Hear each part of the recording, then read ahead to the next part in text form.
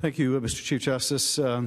Just a few additional points I'd like to make on this amendment and on my colleagues' arguments. First of all, Mr. Sekulow makes the point that the aid ultimately got released. They ultimately got the money, right? Yes, they got the money after the president got caught, after the president was forced to relieve the hold on the aid, after he got caught, yes. But even then they had held on to the aid so long that it took a subsequent act of Congress to make sure it could all go out the door. So what, is the president supposed to get credit for that, that we had to intervene because he withheld the aid so long? And that's the only reason Ukraine got all of the aid that we'd approved in the first place? My colleagues have glossed over the fact that what they did was illegal, that the GAO, an independent watchdog agency, found that that hold was illegal. So it not only violated the law, it not only took an act of Congress to make sure they ultimately got the aid. This is supposed to be the defense to why you shouldn't see the documents? Is that what we're to believe? Now, counsel also says, well, you know, he's not the first president to withhold aid, and that's true. After all, counsel says, well, President Obama withheld aid to Egypt. Yes, at the urging of members of Congress. Senators McCain and Graham urged that that aid be withheld, and why? Because there was a revolution in Egypt after it was appropriated. That wasn't something that was hidden from Congress. That was a pretty darn good reason to think, do we still want to give aid to this government after this revolution? We're not saying that aid has never been withheld. That's absurd.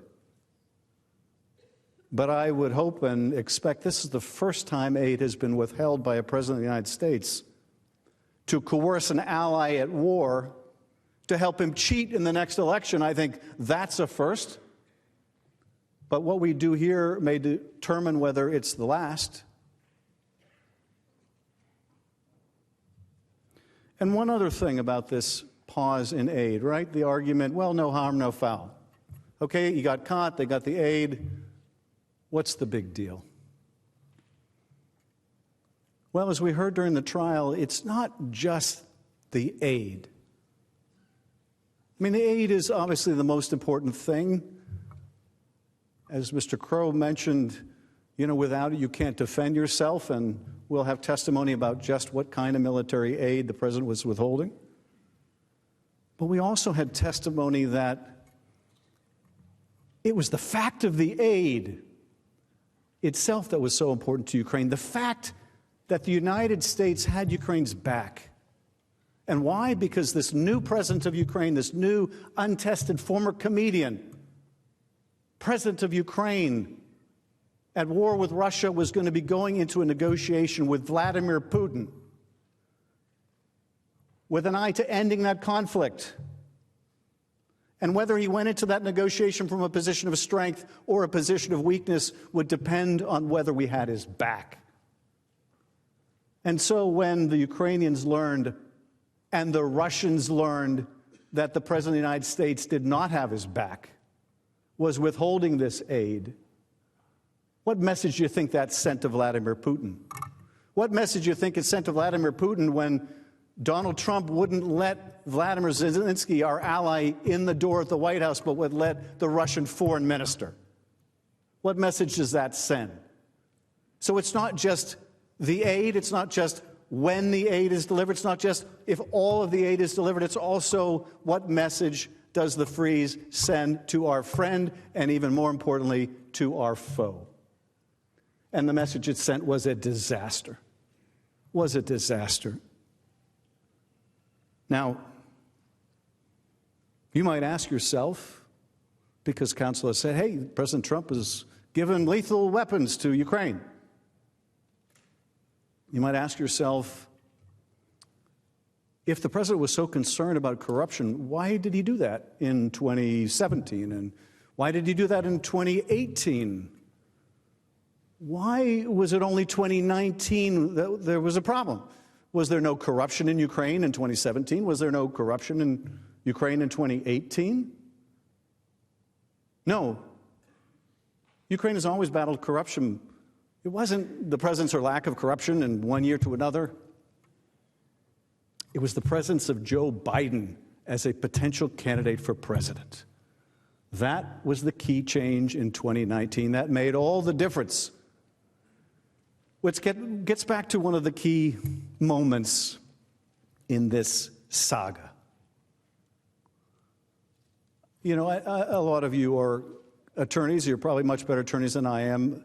And I'm sure you had the experience in cases you tried where there was some vignette, some conversation, some document. It may not have been the most important on its face, but it told you something about the case that was much larger than that conversation.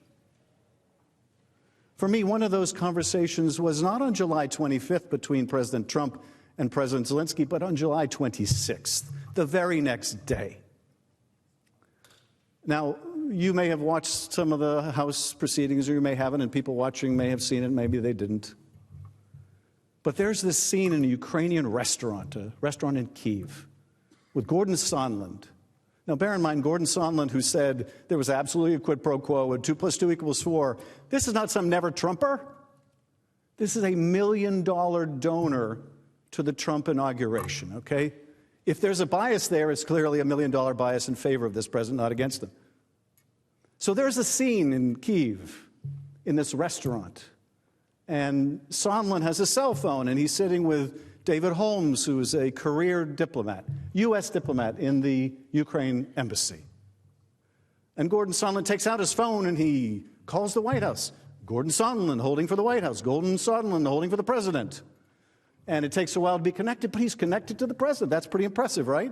This isn't some guy with no relationship to the president. The president may say, Gordon Sondland, I barely know him, or something to that effect, but this is a guy who can pick up his cell phone. He can call the president of the United States from a restaurant in Kyiv, and he does. And the president's voice is so loud that David Holmes, this diplomat, can hear it. And what does the president say? Does he say, how's that reform coming in the Rada? How's the attack on corruption going? No. He just says, is he going to do the investigation? Is Zelensky going to do the investigation? And Sondland says, yes, he'll do anything you want. He loves your ass.